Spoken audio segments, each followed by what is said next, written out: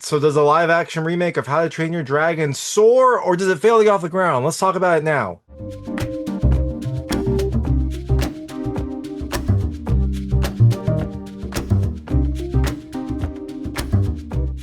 Hey everyone, it's David Stark from Watcher Pass. I'm here to talk to you about How to Train Your Dragon, the live-action remake of the DreamWorks animated classic. It's coming to theaters on June 13th, 2025. This is a remake of How to Train Your Dragon, a beloved franchise, one of my favorite animated franchises of all time. Does this remake do it justice? Does this remake soar, or does it fail to get off the ground? Well, my hot take is I think you should watch it. It doesn't really add much, but it has a great cast, a really good kind of like translation of the animated classic, and some really great music and effects. So overall, I liked it. I don't think it's like revolutionary, but I think it's just a very solid, very good remake of one of my favorite animated films. So it's a good movie. I enjoyed it. Now you might be wondering, like, look, it's a kids film. Is it okay for kids?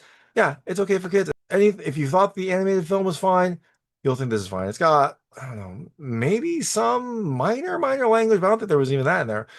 It has basically just kind of like dragon action, dragon violence, and that's about it.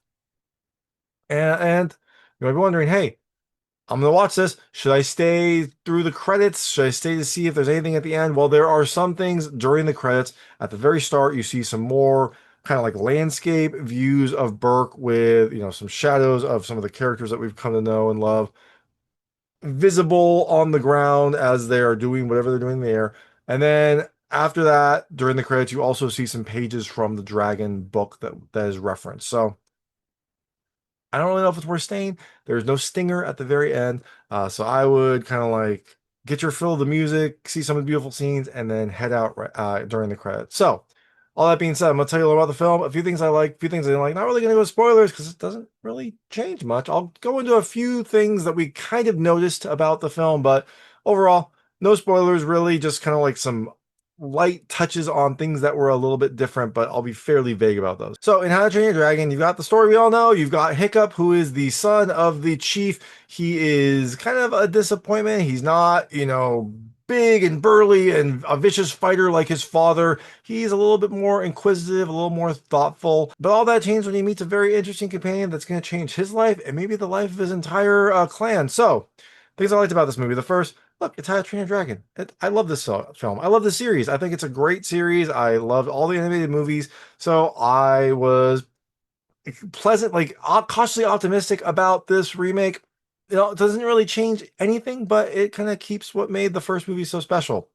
The second thing I love the sets and costumes. It translates it really well from the animated version to live action. Now, the original was like 3D animated, so it's a little bit cleaner of a transition, but they do a really good job. They recreate the sets, they recreate the environment, they recreate the costumes. It looks like what the animated film would look like if it was live action.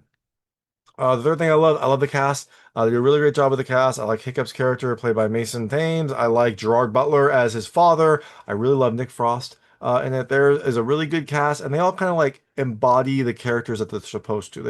You can kind of tell who is who from the original movie with the new characters. So I really like that. I liked how it was easy to kind of like reference that first film.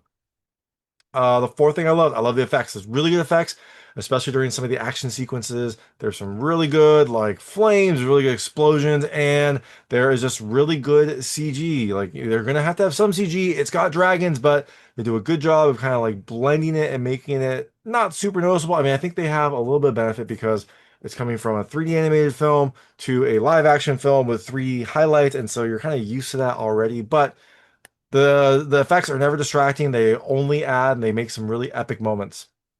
The fifth thing I love the music. I thought the music was really good.